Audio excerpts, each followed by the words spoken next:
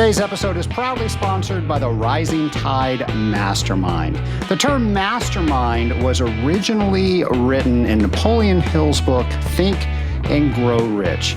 Before that, the earliest documentation that we have of a mastermind group was Ben Franklin's group that he used to meet every single week in a tavern that he called Huntus.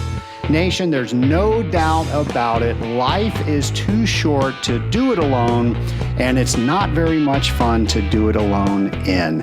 Nation, I urge you to go to scalinguph2o.com and find out if the Rising Tide Mastermind is right for you. I'd love to have a 15-minute call with you to explain all things Rising Tide Mastermind and see if this is a group that's right for you and you are right for the group. Go to scalinguph2o.com/mastermind. Happy Earth Day, Scaling Up Nation. Trace Blackmore here, the host of the Scaling Up H2O podcast. And hey, April 22nd is Earth Day. Each and every year we celebrate Earth Day. And I think a lot of people may not know what Earth Day is. And really, it's just a day for us to think, how is what we're doing impacting this planet? Now, we've had talks about all sorts of things, water on this podcast and how that acts in the planet and how if we take something out of the ground here, it's not necessarily going to go back there, and that creates an issue. So I think there's a whole host of things we can do as industrial water treaters to help educate people about things that they do every day, habits that they have, habits they may not even be aware of, and how that affects the planet. So April 22nd is a day for us to do that. And of course, it's held every single year. And if you want to know more about Earth Day, you can go to earthday.org to find out anything and all things Earth Day. And it's my hope in just a few days, you celebrate Earth Day by letting people know what you do on a daily basis. Nation, we are a green industry. We are the greenest of industries, and we were green before there was even a definition of green. We are making sure that water is used properly and for as long as it can be in each and every one of our accounts. I think we need to celebrate that. I think we need to talk about that. And a great day to do that is April 22nd, Earth Day. Another date I want you to put on your calendar is May 18th, and that is the Global 6K. Nation, I love the Global 6K. I think it empowers everything that we are trying to do in industrial water treatment when it comes to how we treat water, when it comes to how we think if we don't have water, nothing else really matters. And there's so many people out there on this planet that do not have the availability to just open a faucet and nice, clean drinking water comes out. In fact, the average person that does not have available clean drinking water to them has to walk 6 kilometers. 6 kilometers. How far is our kitchen sink? So that changes everything when you put that into perspective. And there's so many things that these individuals can't do because they are walking to get and bring back water. So the Global 6K not only represents the distance that these people have to walk to get water, it also allows us a forum to talk about what we do and educate people that not everybody has the privilege of just walking to a neighboring room and opening a faucet. Nation, I love the Global 6K. For $50, you can sponsor a person, you can sponsor a child, and you now get a t-shirt, a ribbon with a badge on it with a medal. You also get a race placard that you will pin on your t-shirt to show the child that you are sponsoring. Nation, I've done this for several years, and you're not going to have great times because what happens, not that you're not going to have a good time, but you're not going to have a good running time because people are going to stop you and ask you, what are you doing? What's the cause? We had so many people stop and talk to us at our local park, and that's where we do it. We get the whole team involved. We all put on our t-shirts. We all put on our race placard. And then we walk, run, jog, however we do it. And we talk with people throughout the park and letting them know what it is that we are doing. And the goal is to end the global water crisis so everybody has access to clean drinking water. And just think, when you have access to clean drinking water, it changes everything. People go back to school. People are not walking on dangerous roads. All sorts of things that they weren't able to do, they are able to do now. And World Vision, who sponsors the Global 6K, they are wonderful at educating the people of the infrastructure that they're bringing into their community so they take ownership. It's not somebody coming in, installing something, and then leaving, and when it breaks, nobody knows what to do. They are owners of this all along the way. It's a great organization, and you can find out more by going to scalinguph2o.com/6K. Once again, scalinguph2o.com/6K, and you'll find out everything you need to know. And there's a couple of options you have.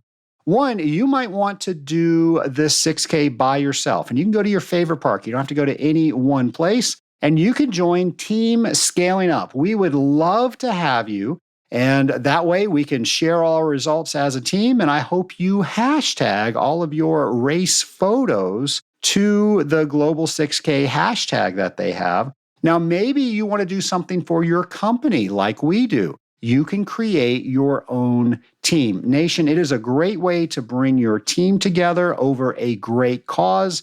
We love to support this each and every year, and you will be glad that you did too. So once again, that's scalinguph2o.com/6K. Scaling Up Nation, after you sign up for the 6K, it's my hope that you go over to our events page and see what conferences you might want to attend. We're always keeping that list up to date for you so you know exactly what is coming up so you can arrange your schedule so you can be there. So many wonderful things happen when you go to conferences. Of course, you're going to learn, but you're also going to network. And by networking with other people that do the same thing that you are doing, you are now creating valuable resources that you can reach out and ask questions to. I know people that met each other at an AWT conference, and they decided they were going to get their certified water technologist designations that year. They formed a study group. Well, if they didn't go to that conference, they wouldn't have been able to form that study group. And every single one of those people is now a CWT. Nation, when we get together as industrial water treaters, great things happen. And a great place to get together is at a conference. So go to scalinguph2o.com/events and find your next conference. Nation, as I mentioned, today is our Earth Day celebration. Earth Day is just a few days away, and that's where we're going to focus our next interview. My lab partner today is Andy Reimink of HOH Water Technology. Welcome, Andy. Hey, Trace. Great to be here. We are excited to have you here. We're going to cover a lot of territory today, and today is our Earth Day episode. So happy Earth Day. Yes, back at you. We're going to be talking about sustainability, but before we get there, do you mind telling the Scaling Up Nation a bit about yourself? Yeah, sure. So I live in the greater Chicagoland area. I'm married, and I have 3 beautiful kids. Olivia is 10, River is 7, and Kate is 5. I lived here since 2018, originally grew up in the West Michigan area, and that's where I actually got into water treatment. And about me, I like about anything active, especially if it's outdoors. So I'm an avid golfer, enjoy hiking, any sport you could probably think of, especially if there's competition involved, I'm going to be game for it. So yeah, that kind of sums up kind of who I am. Andy, you're a member of the Rising Tide Mastermind. And because you brought it up, a couple of years ago, we do every live event. We have a live event every year where everybody comes into Atlanta and then we just enjoy each other's company and we have some things that we do. But one of the things we do is an activity. And one of the activities we did was whirly ball. And Nation, if you haven't experienced whirly ball, I think I would describe it that lacrosse and bumper cars had a love child. Would that be a good definition? That's a very good picture of it, yes.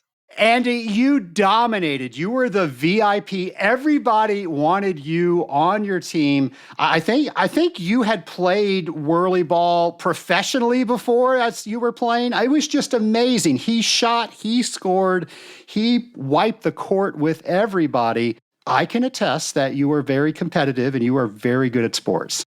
Yeah, I mean, whirly ball is actually fairly popular in Chicagoland. So you might have thought like, oh, he plays a lot of whirly ball, but not true. I've probably played it twice before in my life, but I don't know. God blessed me with hand-eye coordination and a competitive spirit. So that's all I can really say. You were fantastic at that. And then, of course, another year we did Top Golf. And of course, you were the VIP on that as well. So at this year's live event, everybody's going to want you on their team. Unless we do a spelling event, because we do spelling event, Scrabble, I will take last place 100%. As the person that puts together the live event, I can guarantee there will not be a spelling challenge. That makes me feel better. I think if I speak, I always have those little wiggly lines under it because I speak misspelled. So yeah, we're not doing that. Andy, one of the things that I love about HOH is that you have been around for a very long time and you are a family-owned business. And not only a family-owned business, but your family likes each other. How do you do that? Yeah, I mean, that can be a rare thing in family businesses. I say a lot of times when family and business come together, if you can figure out how to make it work, it's one of the best things possible. But when it doesn't work, it is just terrible. And I've gone through Loyola here in Chicago does a family business course, and there's like an 18-month program that they take next generation leaders of family businesses and put them through. And I went through that course, and man, I heard some horror stories of what's going on in family businesses. And luckily, we've had a share of dust ups, but overall, we've done really well. And, I credit my father-in-law for kind of setting that foundation and expectation of how we get along and work inside the business together. And I credit Reed, my business partner, a lot, and creating an environment for us to both thrive and have our individual roles, but also work really well together. I would say, and I don't have this statistic, but I would say the majority of the AWT membership, the Association of Water Technologies, are family-run businesses. Yeah, absolutely. It's important to get that right. Yeah, what do we have? Big three, big five, six companies out there. And then there's, 500 or 600 other ones. Most of them are family businesses that either Gen 1 and, thinking about potentially transitioning to a second generation, or they're in their second generation and kind of thinking about, are we going to try to, carry this legacy on or exit out? We've done several shows about that. In fact, your father-in-law and brother-in-law that you mentioned earlier, they were on that show talking about how they were trying to make sure that the transition went well. And I can't remember that show number, but I'll be sure to have that in the show notes if anybody wants to listen to that. Andy, a question for you. You guys do get it right as a family. So you've heard stories, you've probably experienced things. So how do you make sure that everybody shows up and they want to show up for Thanksgiving dinner? What are some tips that you have for a successfully run family in a family-owned business? I mean, I think the first thing is to just be vulnerable and honest with each other about what expectations are. We all have stories in our heads, and if we're just letting those stories sit there, they can grow and grow and grow. Once you have what you might think be a really hard conversation with, say, a cousin or a sibling or an in-law, it puts that story out in the open where now it's not this scary thing that just keeps building in someone's head. And you can actually talk about maybe some disagreements or differences. Reed and I had that, we've had that a couple times in our relationship and got what needed to get out on the table early. And then it allowed us to actually work on it. I would also recommend that, it's hard sometimes, but to not let family business dominate the conversation at the Thanksgiving table. My wife is really good at shutting us down if we're together in the family, and she'll let it go for a little while because it's, very easy to get caught up in whatever's happening. But at some point, my wife will just look at all of us and be like, all right, no more HOH talk. We're done. We're just going to be a family here. And so I think you got to draw some boundaries too. Any horror stories that you remember from that session you were talking about that you can share, and how you guys make sure that that doesn't happen to you? Horror stories from the class that I did? Yes. I mean, I prefer to protect confidence of the people that are in there, but I can tell you a story that Reed probably doesn't want me to share. But early on, when we were working together, I joined the HOH a couple years before Reed, and then he joined, and I was living up in Michigan at the time. And we were hanging out at my house. He came up for the weekend, and we probably had a couple pops and some liquid courage in us. But we were sitting down pretty late at night talking, and I said to him, I go, you know what? I didn't really love when you came into the business. And he looked at me and goes, I didn't like when you joined the business. And that really opened up our dialogue. We're like, hey, we can say what's actually on our mind and understand that this is a safe place. And I think that put us on a trajectory to have the relationship that we have today. But it took us being vulnerable and kind of letting us know, like, hey, this could get awkward. Now that there's two family members, in the business, how are we going to handle that? And that set the tone for, how we've managed our relationship ever since. I've had the pleasure of working with both of you, and I can generally say that you all like each other. It's not just a business relationship. You all enjoy being with each other. Yeah, that's true. I mean, Reed is, over the years, he's become one of my best friends. And we spend a lot of time together, obviously at work, but we spend a fair amount of time together outside of work as well. And I would have never thought that when I met his sister all those years ago and he was in high school, that, this relationship would be what it is today. But it's been a real blessing for me. Now, you mentioned something that's a great debate. Most people don't know it's a great debate. I'm saying it's a great debate. You said pop, I say soda, and somewhere between the two of us, I think there's a section of the country that says soda pop. Really? I think so. Where is that dividing line? Because I lived in Florida for a little bit, and that was all soda down there. Right. And I think in California, everything's a Coke. It doesn't matter if you're ordering a Sprite, you'd order a Coke, and then they'd say, what kind? Sprite. Yes, that is how it is here in Atlanta. That's Atlanta. They might do that in California, but I guarantee they do that here in Atlanta because that's where Coke is headquartered. Yeah. What kind of Coke do you want, Pepsi? You would never say that. No. All us Northerners drink pop, which I don't know. The more I've lived other places, I feel like pop sounds weird. And so now I probably say soda more often. But when I'm up here, especially in Michigan, everyone's pop. They look at you crazy if you say soda. Well, and if you go to a grocery store in Chicago, it's actually aisle 6 or wherever it is, it says pop. If you do that down here in Florida or Georgia, it says soda. So there you go, nation. You're going to start noticing these things, and we're going to find out where that dividing line is, because I have heard people say soda pop. That's just too long. Who's got time for that? But if you say that, let me know where you live, because we want to solve this argument. Yeah, my bet is that somewhere on Louisville. Once you go south of Louisville, that's where it starts changing. And that's another one. How do you say Louisville? Louisville, Louisville, Lowville. There's like 15 different ways to say that. We, of course, have to learn that for the next AWT convention because that's where it's going to be. So that's another debate we have. How do you say that city? There's so many debates we're opening up today. Yeah, sounds like a good presentation for AWT in Louisville. Well, speaking of AWT presentations, you were at the AWT convention in Grand Rapids last year, and you spoke on sustainability. Well, hey, it's our Earth Day show, so why not talk about sustainability? And I want to start off with something that I thought was very interesting. You had a service that you had set up that everybody could text into to answer questions, and then right on stage, we could see the responses to all of those questions. And you asked some pretty fun questions up there to get us started. And after you got everybody into actually answering the question, you asked the question, what is one word that you think of when you say the word sustainability or when you hear the word sustainability, and I have to say, some words I expected, but a lot of words I didn't expect. Can you tell us a little bit about that? Yeah, I mean that was very intentional, Trace. I expected to get the response that I got, and I set the talk up by talking about how I went to Google when I first started looking into sustainability and typed in the word sustainability and got 2.5 billion search results in less than a second.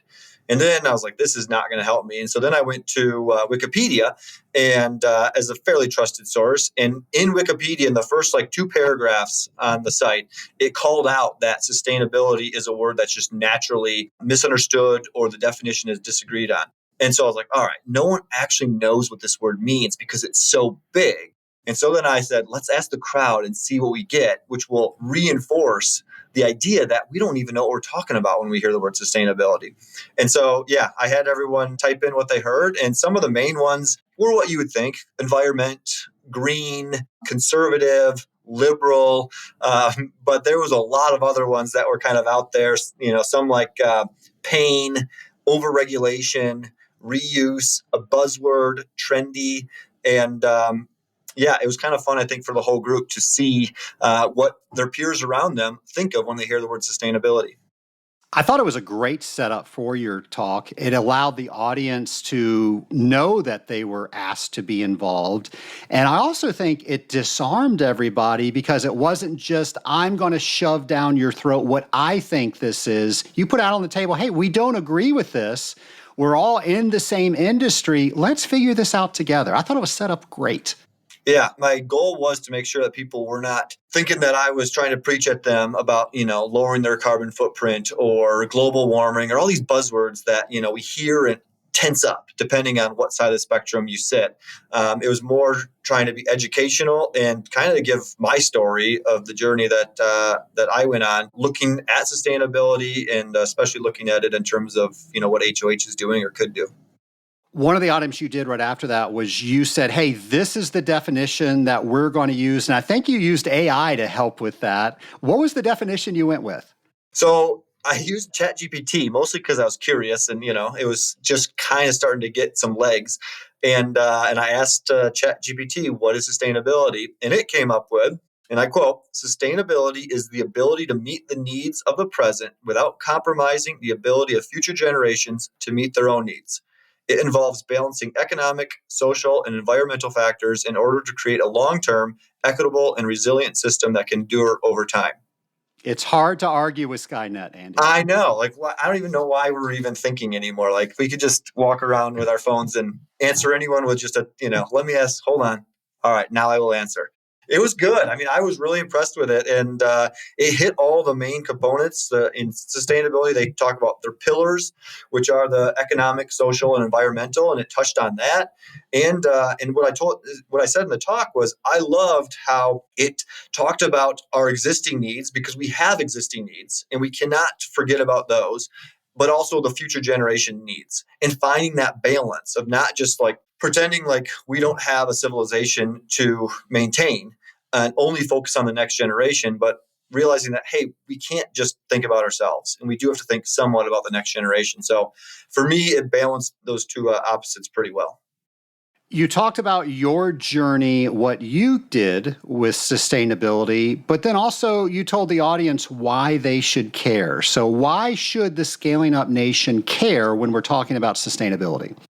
Yeah, I mean, the first thing, this is probably the part where I tried to pull their heartstrings a little bit. And I gave an analogy about backpacking in, a real remote area or territory. And there's a rule in backpacking that says, whatever you pack in, you pack out. And the idea is that, the next person that comes behind you gets to experience the same thing that you got to experience and have that feeling that you might be the first person that's ever stepped foot in this, section in the history of mankind. Because you can have that if you're in a pristine area that's this obscure trail that you wander off and you can be like, man, has anyone ever sat here before? This is kind of a cool experience.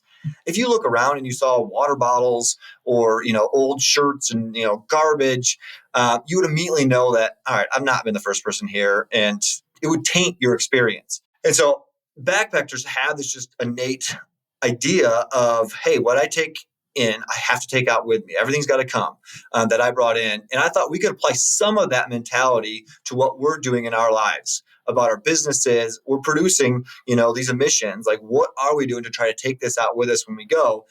And so I think it's the right thing to do. And so that was my first point is, I think we should care about sustainability because it's the right thing to do, caring about our environment, leaving it in better shape than what we found it.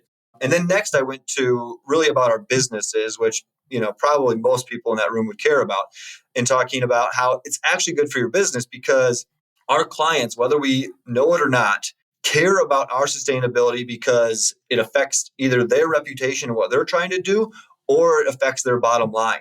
Because a lot of our customers, and especially you think of like these big food customers that some of us might have, they have public pressure to lower their carbon footprints, and sustainability is measured in scopes. And so scope 1, scope 2, and scope 3. And scope 3 is what their vendors' sustainability looks like.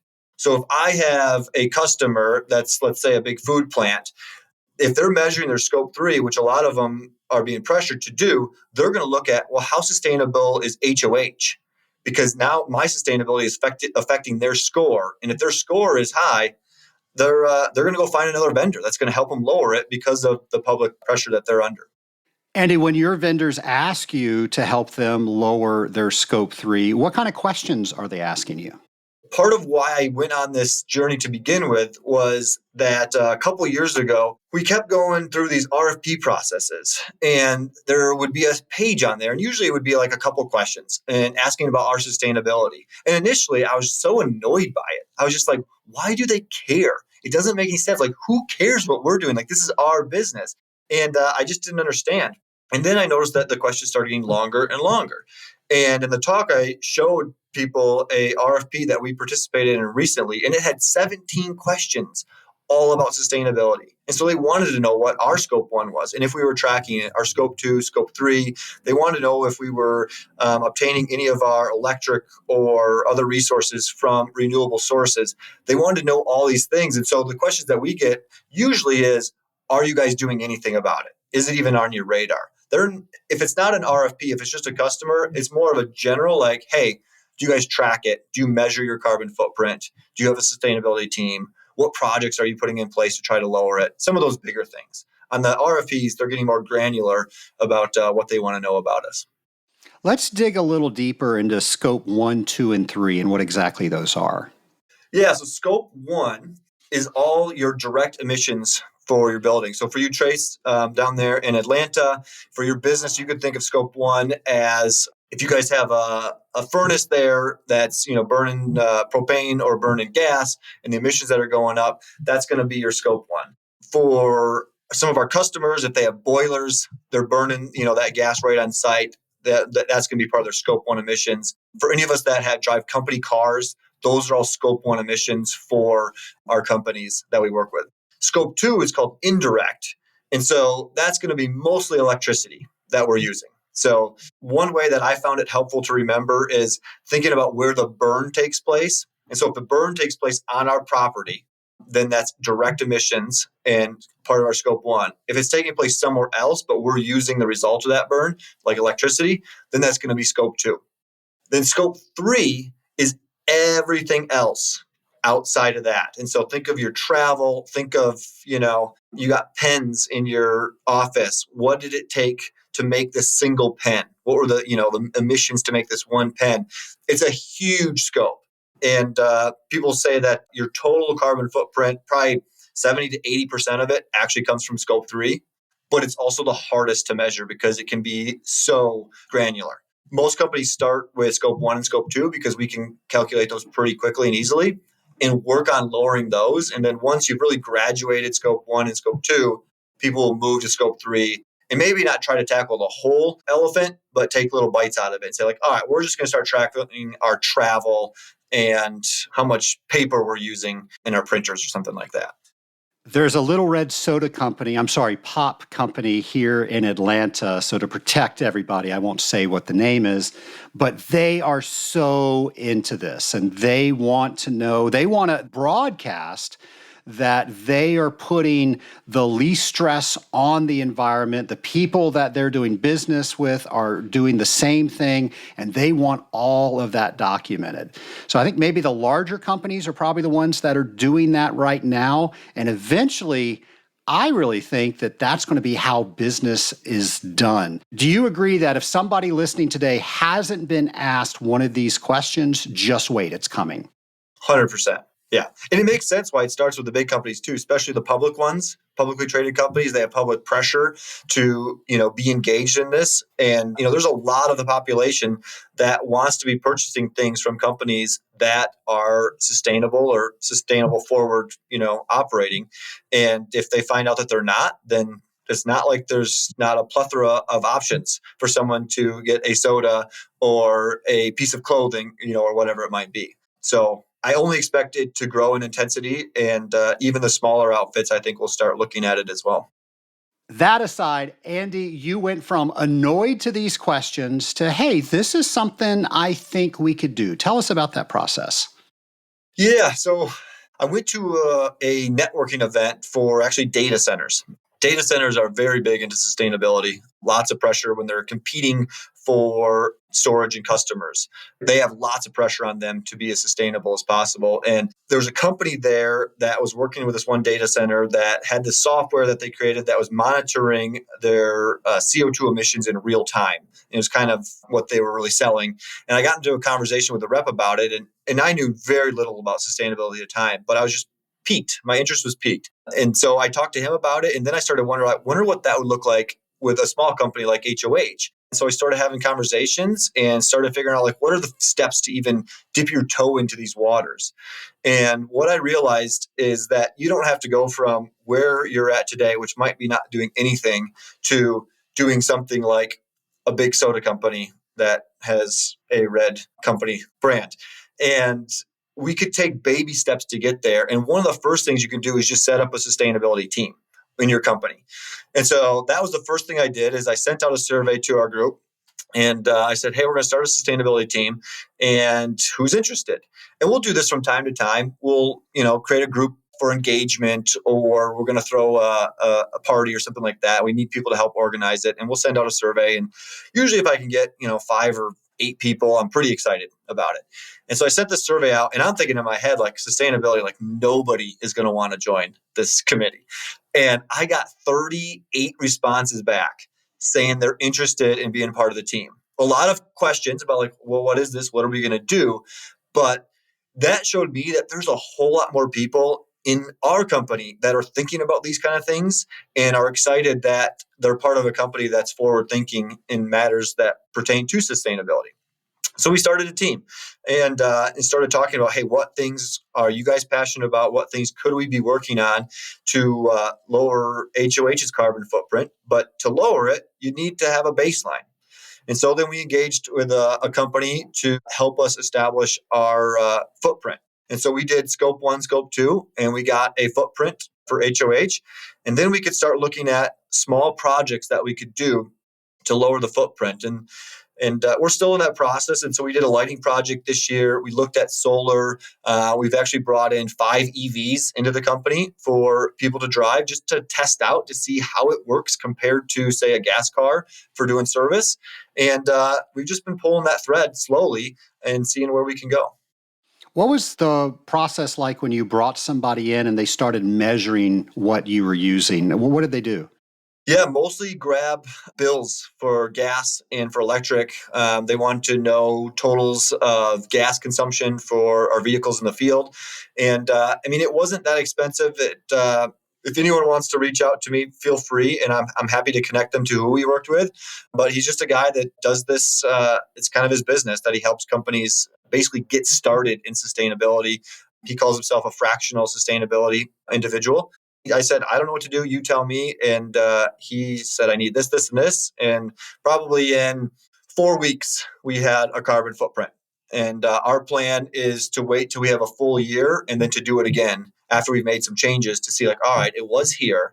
Now, where's it at based on these changes? And can we get a trajectory where we have a plan to keep lowering it? And that's what our sustainability team is going to be focusing on. What I love about that is you didn't have to purchase all this equipment. You didn't have to do all this outrageous stuff and go find stuff. It was information you already had in your accounting software, and they were able to give you a baseline there. So hopefully that paints a positive picture for people, that they don't have to go out and buy a bunch of equipment that maybe they don't want to do, or maybe they think it's too difficult. Yeah. And now when we fill out these RFPs and they ask, do you measure scope one? We can say, yes, we do. Do you have a sustainability team? Yes, we do. And I don't know if any of these companies are actually looking at this data and kicking someone out of a bid or not. But as we've all been there, like whenever you have to write no, when you feel like they want you to write yes, you're like, ooh, I don't know. Like, am I going to get, excluded from this bid? And yeah, we just took that hurdle away. Inc. magazine, I think it came out last year, was doing an article on why people leave organizations. And actually, what people would think was they left to get more money. That was like way down on the bottom of the list. But number one was they worked somewhere where they felt what they did day to day was making a difference. And I love the story that you just shared. That is speaking directly to that article. Are there any examples of where employees have come to you and said, oh my gosh, this just really makes me feel like I'm working for a company that cares, and it's actually motivating me to stay here and to do more? Yeah, I don't know if anyone said it that directly, but we've definitely had a handful of individuals, and they're in the younger demographic. It seems, the younger generation cares more and thinks more about the environment and also just the meaning of work to them. I feel like, us over 40 got sucked into this trap that money is the only thing that matters. And this newer generation coming out is more about, is this meaningful work? Am I making a difference? Am I making an impact? And we've had a bunch of people raise their hands and say that, they're very interested in the environment and they really appreciate that we're looking at it and thinking about it. And they want to be part of, any other beta tests that we do, whether it be EVs or something else that we're trying that is, a little outside the norm. Maybe a decade ago, maybe not quite that long, I used to teach a course for the Association of Water Technologies. So people had the prerequisite to go take their lead GA exam. And with that was what a lot of people were doing for companies to show that they spoke the language, that they knew how buildings got LEED certified, and could actually get business a little bit easier if that's what somebody wanted to do. And I've taught dozens of people. It wasn't a very well accepted course, but in each and every time that I started talking about being green or what LEED is, people were thinking green is such hogwash, and your word cloud maybe proved that a little bit. And I always started out by saying that water treatment and what we do is green, no matter how you slice up green, because water treatment is going to allow us to use less natural resources. So we're putting less carbon footprint, less all of those items in the atmosphere. So we're green that way. We also have to pay for all those items. So if we're not using all those items, we're spending less green. So I've always been of the mindset that regardless of how you look at green, water treatment has it covered. If we take that same mindset and we start looking at what we can do in our businesses, what are some things that come to your mind that we cover each side of the green? I mean, one of the first things, Trace, I think you got to do is start by measuring the outputs that we're doing. And they look at greenhouse gases, and there's a lot of greenhouse gases like methane and nitrous oxide, but far and away the one that's most prevalent is carbon dioxide. And they measure it in metric tons of CO2. And what I did at the convention in my presentation is I wanted people to experience like what is a metric ton of carbon dioxide, because it's hard to know like, well, how much is that? Like, you get your carbon footprint, and it, ours was 928 metric tons of carbon. And I'm like, cool. Is that high? Is that low? I have no idea. I have no understanding of the size of that. And so what I did at the convention is if you picture a cube of air up in the sky that's 27 feet wide by 27 feet tall by 27 feet deep, that is a metric ton. And that's a pretty big cube of air in the atmosphere. But we also have to remember that a metric ton is not a volume, it's a weight. And so it's about 2,200 pounds. That's how heavy that cube of air is. We oftentimes think of air as being weightless, but it does have a weight. And so that 2,200 pounds, you could think of it as like a Mazda Miata. That's how heavy that cube of air is. And if you were to drive a pretty standard car from San Francisco to Atlanta, that would emit about 1 metric ton. So that's an idea of, all right, this is how fast we're emitting metric tons. And one of the most fascinating things that I've learned when I was reading this, and I'm not here to get into a debate over, global climate change or global warming, but the whole idea behind that is carbon dioxide in air holds more heat than oxygen. And so the more of it we have in the air, it heats up. And that's it. Like that is the whole basis of global warming, climate change, whatever it is the more carbon we're putting into the air, it just holds more heat than oxygen. So if we put in less, then we'll slow that process down. And maybe I'm a little thick, but that was a light bulb moment for me. I was like, oh, that makes sense. Whereas before I didn't really get what was going on. Andy, on the other side of the green, you've done some things. Has it saved you some green? Yeah, I mean, we're still measuring that. And so, like I said, we changed all of our lights in our office here in Chicago over to LED this last year. And we've definitely seen a drop in our cost there. And so we're waiting more time to see like how big of an impact that was. And same thing with the EVs, they cost a little bit more than the traditional vehicle that we would normally have our reps drive around in. But I have one, and I don't go to gas stations anymore, and I charge it mostly from my home. And the average charge that I put on it at night, and I probably charge it 2 to 3 times a week, but it costs me like $2 to $3 to charge it at my house. And the real test is going to be how long does it last, which is what I'm most curious about. And I plan to drive this thing until the batteries wear out, because I want to see like how long are these batteries going to last. And we would typically put our reps in a car close to 100,000 miles. That, depending on the driver, could be between 2 and 4 years. But with these, if I can have someone drive the same car for 5, 6, 7 years, well, then it's going to start to really paying off. And that cost analysis could be favorable in terms of the EV. So I'm excited to see where that shakes out.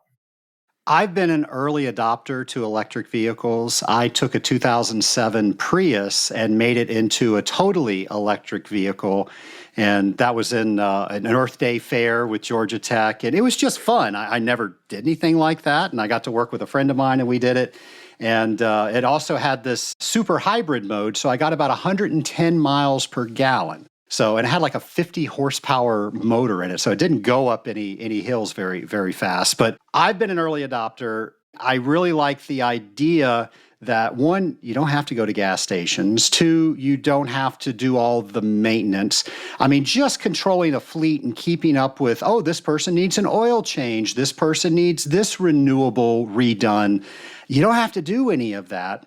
But now come the cars of today. And Andy, you know this. But for those in the nation that don't, this is the real reason that I have a modern electric car. So I have a Tesla Model S. It goes from 0 to 60 in 2.3 seconds. That is pretty darn cool. Yeah, that is one of my favorite parts of electric vehicle. And almost all of them are zippy like that. They feel like little go-karts driving around. Changing lanes is one of the more enjoyable things that you do in a car. If you got to get in front of someone, you see your spot where you want to go, it's like, go, and you're there. There's no wind up, and it's a lot of fun. But Trace, you've been an early adopter, not only on electric cars, but on solar and other things. I mean, I would be curious from your perspective. I believe you have solar on your home and your business. Have you seen good savings going through that endeavor, especially with the upfront cost of solar? When I originally looked into solar and I saw how much it cost, I stopped looking into it. And one of my good friends, Charlie Cicchetti, he's been on this podcast a couple times. That's what he does. He helps buildings get certified with LEED, and he works with companies to make sure their Scope 3 is down. That's the business that he's in. And we went out to lunch, and he started telling me about all these different incentives that were there but were going away that I could take advantage of. So I started getting my mental calculator out, and I was like, wait a second, I could buy this asset And I could write the entire thing off in 1 year and then take 30% off at the time. That's reduced now, but 30% off on my taxes as a write-off. Okay, this is now real money. And then we started looking at what our payback was. Okay, how many years will it take for us to actually start making money on our electric bill? And it was about 7 years at that point.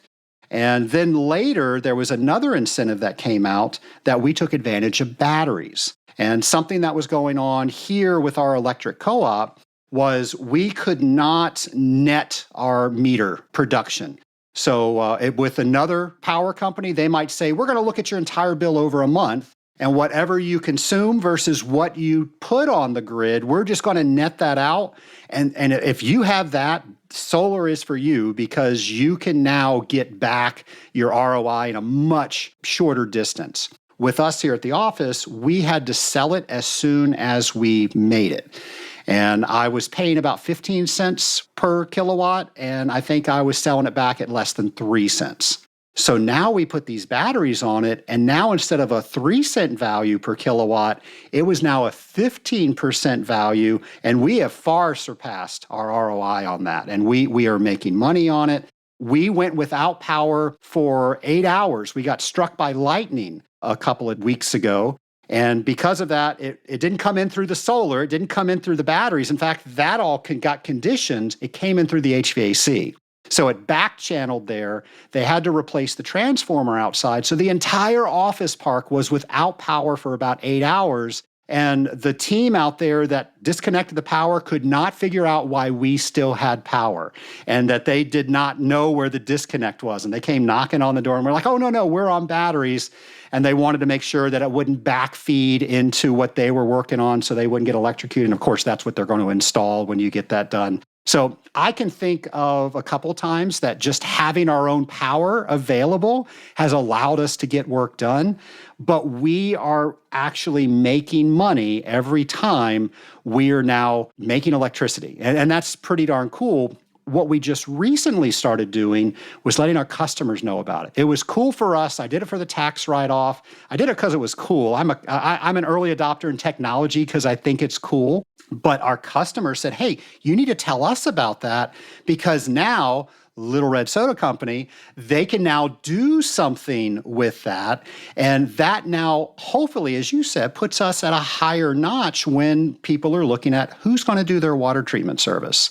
Another thing we did, Andy, is there's a device called a Sense, and there's some other things out there, but the Sense is super easy. I'll put an affiliate link on our show notes page because we have them here at the house, but also at the office. And it pretty much monitors your ingoing and outgoing electricity. If you have solar, it's just your usable electricity if you don't.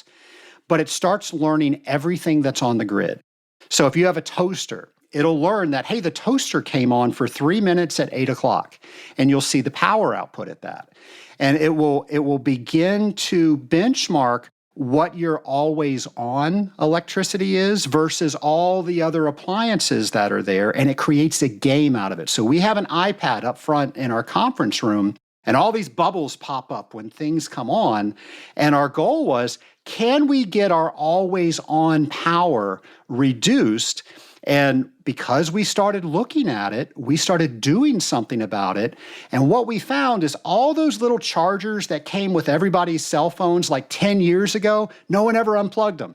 And we were converting AC to DC for no reason. And we had about 3 kilowatts all the time that was going through as our always on. Well, now we're down to 1.1, and that was just because we were unplugging things we were not using. And that directly affected the green on how much money we had to pay for power. Wow. So can you get one of those even if you don't have solar? You can just install one in your business? Absolutely. So if you had solar, you would buy, they're called CTs, and I can't remember what CTs stand for, but they're just little loops that go around your power. If you're familiar with electricity, and I'm not condoning people open up their panels at all, but if you're familiar with that, it's a really easy install. And it starts learning all of your appliances. And once it learns an appliance, it shoots it up to a database. So maybe, Andy, you have a toaster oven that I have. And because you've shared that information, it knows how much power it draws when it comes on. It knows the tangent line pattern that it absorbs when it's on the grid.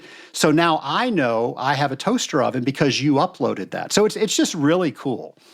Yeah, so I have two questions I'm thinking of. One is, have you tested a portable space heater? Because I've always heard those draw crazy amounts of power. And were you able to see like, wow, this thing is pulling a ton? So, if the fire marshal is listening to this, we have no space heaters in the office. That being said, oh, yeah, those things will just drain your electricity. I mentioned that lightning strike that we had earlier. The way that we had heat until we got the new HVAC was we were using strip heat. And all that does is just short out electricity to create heat. And we had this huge bubble. We couldn't see any of the other bubbles whenever our heat would come on because of that. And the space heaters are just a smaller version of that. All right. And then at your home, was there anything that drew way more electricity than you would have thought? Our hot tub. I was amazed at how much our hot tub was drawing. And we've had the hot tub forever. And it's something our family really enjoys. But what we did is I ordered a new head that went on the controls. And at the time when we ordered it, there was no Bluetooth. There was none of that. Well, now you can upgrade all of that. So I did all of that myself. And now it's programmed. There's no sense to keep it at 100 and something degrees during the day. We're not using it. So we programmed it to go to a standby mode, and now it heats up when we're normally going to get into it. And that was a tremendous savings. Yeah, that is very cool. You'll have to send me that link. I would like to install those here at work and make a game out of it, like you guys did. Like, how low can we get our like standing electricity to be? Because I probably have 4 or 5 things plugged in right now that don't need to be plugged in. I think that's the key, though. Make it fun. When people feel like they're forced to do something, like, I want to buy incandescent light bulbs, and now I'm being told I can't do it. Well, for those of you that know temperaments, I'm a red. I didn't even like incandescent light bulbs, but if you tell me I can't do it, I'm going to go find them. Now, that being said, we have all LEDs throughout here. But when people are told that they have to do something, it's not fun. How do you make a game out of it? And by us making a game out of this, it saved us money on our electric bill. Yeah. We, about 3 years ago at HOH, we moved to open book management. And so we share all the financials with everyone in the company. And doing games like that, where it's lowering, what we're paying, which, our costs and our overhead, that can be a really fun game to show how it affects the profit. And any little bit we can do affects the profit and, affects bonuses for everyone. So I could see that being a great game for us. Peter Drucker said, and I'm going to mess the quote up, what gets measured gets better. Trace Blackmore says, if you want to make people care, make it a game. Yeah, I agree with that. Andy, you shared a video that I think will help everybody in the Scaling Up Nation just put less waste into the environment. How should we be washing our hands? Well, Trace, I got to give you credit because I actually saw this video for the first time at the Mastermind Live event, and I thought it was tremendous. It's a TED Talk. You actually might know the title of it better than I do, but it's how to wash your hands or how to dry your hands. I'm sure you could Google that or type that into YouTube and find it on the TED Talk. But the proper way to wash your hands is to obviously wash your hands with soap, rinse them off with water, and then to shake them into the sink 12 times. Just shake all that water off. It looks kind of like you're having a little bit of a nervous breakdown, and someone might look at you funny if you're in a bathroom with someone, but you shake it all off to get all of it off. And then you go and take a smaller than normal slice of paper at the dispenser. You don't need the long one. Some of those dispensers kick out, a 3-foot long piece of paper. You only need one that's probably about 6 or 10 inches, and then you fold it. And the fold is important. And I've practiced this a lot, and I agree with him. The fold is important. And then you rinse or you dry your hands, and you're good to go. And this probably sounds ridiculous, but if you go watch the YouTube video, it's pretty funny and it's impactful. And that was my hope in the talk at AWT, was to leave the audience with a very tangible thing that they could do starting today that will, in fact, make a difference in sustainability long term, just in something simple as how much paper are we using. I'll make sure to put that link on our show notes page. I think it's like 3 minutes long. I originally found that because we did TED Talks as our assignment for the live event, and I wanted to lighten the room that, hey, a TED Talk can be about anything. And the funniest thing was when we did a bathroom break, everybody was in there shaking 12 times. It really does work. Yeah. The hard part is convincing your kids to do it. Kids are the worst. Like I watch my son, he pulls out like 7 of, the paper towels. And I'm like, River, what are you doing? Like you just need one. And more is better. Yeah, I believe folding it creates capillary action, but there is a huge difference. I mean, my hands have never been so dry. I'm using less, and people are thinking weird things to me as I'm shaking 12 times. So you get all of those fun things. Yeah. But I have had people come up to me afterwards, like months later, and be like, hey, I still dry my hands like that. And they comment about it. So it's working. Yes, and I know that there are people out there that are thinking that's just ridiculous, but your hands actually come out dry. When was the last time you left a restroom and didn't use this technique and your hands were dry? You really have dry hands after this. Yeah. I would like to see a comparison between, like the hand dryers. Dyson makes the really powerful ones now. I'd like to see a comparison between the carbon footprint of a dryer without the electricity and if you just use one small paper towel. What is better / worse for the environment? Didn't he say something like 259 million pounds of paper towels would be saved in just this country alone if we did that? I don't remember the number exactly. It's in the video, but it's a massive amount of trees. And it works better. Andy, I hope that you've given everybody that's listening today the hope that however you define green, that there's a benefit to doing that. You don't have to invest a lot. When you measure something, it just gets better. And you've given them some tools to do that. And I'm sure people will reach out to you if they have some questions specifically about what you did. But before I let you go, I would like to ask you some lightning round questions if you are ready for those. I'm ready.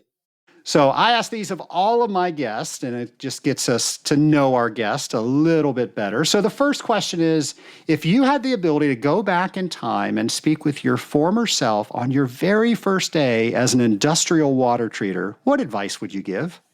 The advice I would give would center around patience. I remember the first year, even 2 years of my water treatment experience career, I always felt behind. I always felt like I didn't know enough. I wasn't learning fast enough.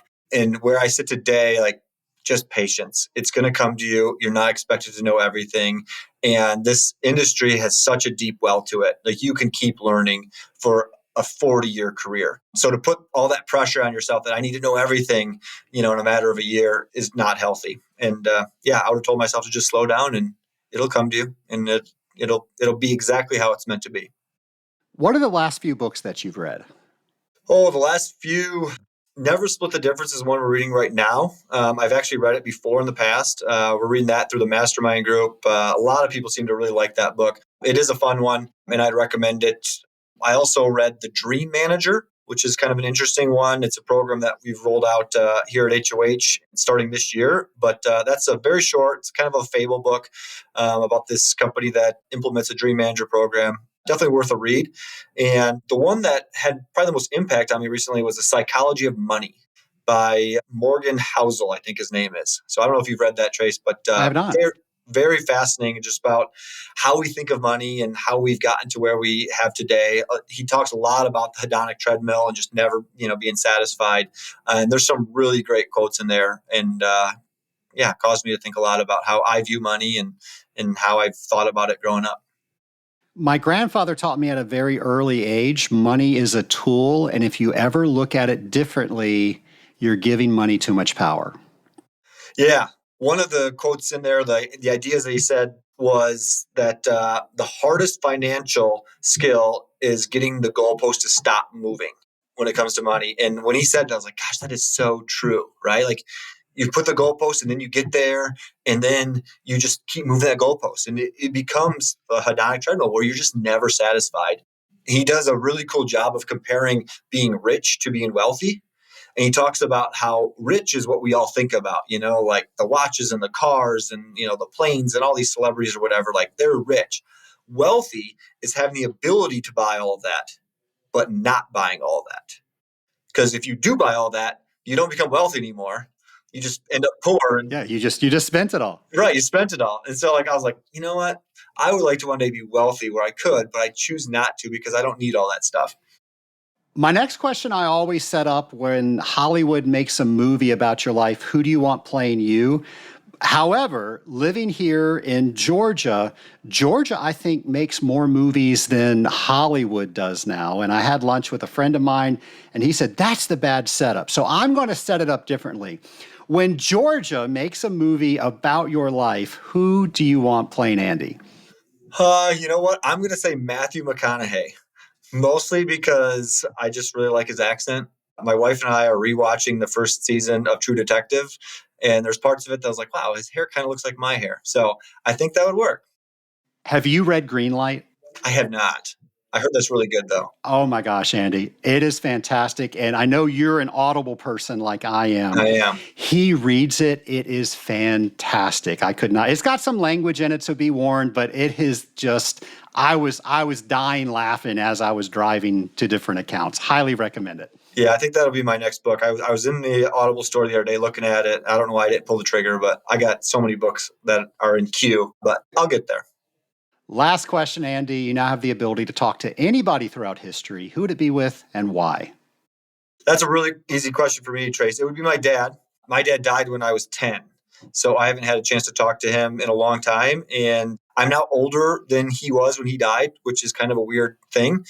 And I would just love to talk to him about, his life growing up and how it felt to be close to my age, knowing that, you have a terminal illness and you're leaving a family behind, and it would just be so fascinating. So I would definitely connect with my dad. Andy, I want to thank you for maybe changing some minds today about how we define sustainability. We at least had fun around the topic. Yeah. So thanks for coming on the Scaling Up H2O podcast. Thanks for having me, Trace. I really appreciate it. Nation, I hope that you can see that being green, whether the green is spending less money and saving green, or green is putting less resources in use for whatever it is that we are doing, however you define green, I hope you see it's fun. And I hope you see that the things that Andy has done in his company, they've had fun around that. I know for a fact the things we've done here at my company, we've had fun with that. And it's so much fun, we've made games out of it. Folks, when you gamify things, it just makes things more fun and people want to win at games. So figure out what you want to do and you can have fun with your team, but you're also going to save green, whether that's paying for the resources or using less resources. It is good all around, and I challenge you to look for ways that you can save on these things, because after all, it is fun. One of the things that I mentioned that we had fun with was a device called the Sense. And I've got an affiliate link for you to go and look at the Sense. It's scalinguph2o.com/sense. That's SENSE. And the Sense is this little device that you put into your electrical panel. You can get an electrician to install that if you're not comfortable with it.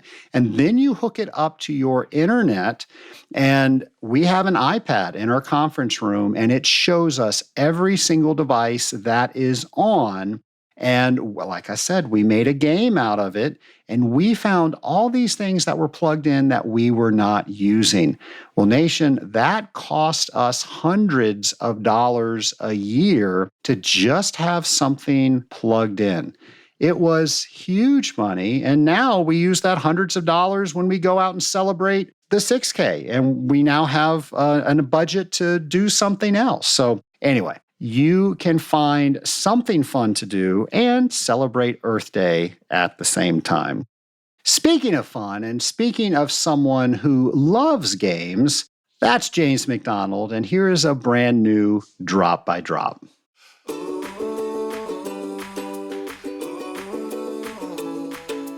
Welcome to Drop by Drop with James. the podcast segment where we wonder, explore, think about, imagine, and learn industrial water treatment, you guessed it, drop by drop, together. In today's episode, we're asking ourselves, what if? What if the acid feed stops working on a cooling tower? What happens if suddenly there is no acid being fed to a cooling tower on an acid control program? Does something happen immediately? Does something happen gradually? Where within the system could this something happen? How long could this lack of acid feed occur before anyone would find out? How could you determine remotely that the acid feed had stopped working? What alarms could be set up? Once the problem has been determined, should the acid be turned back on immediately? Could turning the acid feed back on immediately cause any problems with the system? What should be communicated to the end user about this occurrence? What could be done to prevent it from happening again? Should blowdown be adjusted during the response to the lack of acid feed? How might the other water treatment chemicals be impacted due to the lack of acid feed? A cooling tower's water treatment program is an expertly balanced chemistry. If one part is negatively impacted, it may very well impact the other parts of the chemistry as well. There's a lot to think about when just one part goes wrong. Knowing the root cause will help prevent you from chasing your tail when trying to get the program back under control. I'm James McDonald, and I want to encourage you to be like water by forming bonds with those around you, dissolving new knowledge, and making worthy ripples, drop by drop. Thank you, James. Nation, I hope you have a great Earth Day in just a few days on the 22nd. One of my favorite Earth Days was when I got to drive my converted Toyota Prius. I mentioned that in the interview, in an Earth Day parade. And what I did, I converted that so it was an all-electric vehicle. As I mentioned in the interview, it was not very fast. I think it had a 50 horsepower electric motor in it. So I try not to go over too many hills. But so many people were interested in that. And at that time, electric cars were something that people just really couldn't have a concept of. How do you do this? How do you get from point A to point B? And there wasn't a lot of infrastructure at the time. So I was able to start the conversation there. Today, Tesla has 30-something thousand charging stations. There's another one called Electrify America. There's so many charging stations out there. There's not an issue with where you're going to stop to charge. And maybe you might think, well, I don't have time to stop to charge. Whereas Andy mentioned, normally we charge at the office or we charge at home. So it's not a time issue. Actually, it's a time-saving issue because I don't have to go and pump anything. My car's going to be home for 8 hours at least at night anyway, so why not plug it in? I don't have to worry about anything else, and it's ready to go. So, Nation, if you have a range anxiety or you're thinking I can never do an electric car, 0 to 60 in 2.3 seconds, that's pretty impressive. That changed my mind about electric cars. So I just encourage you to maybe look into that. I'm very fond of that technology. It's like I'm driving a spaceship every time that I'm in my Tesla. I do a lot less maintenance on it. And I know there's a lot of people there that says, I will never drive an electric vehicle. I think you have an impression of electric vehicles that probably doesn't bring into light all of the features, all of the things that are available to us today when we go buy a new electric vehicle. Nation, just food for thought. Happy Earth Day. I hope that you enjoyed this episode. I hope you decide to do something that will save you some money. I hope that you have a great week. And we'll have a brand new episode for you next week. Take care, everybody.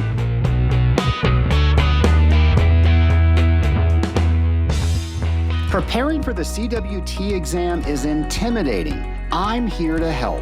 Our team at Scaling Up H2O Academy has put together the CWT Practice Exam course filled with over 130 videos to help you feel confident in studying as you prepare to take the Certified Water Technologist exam. You got this. Visit scalinguph2o.com/CWT prep to purchase the CWT Practice Exam course.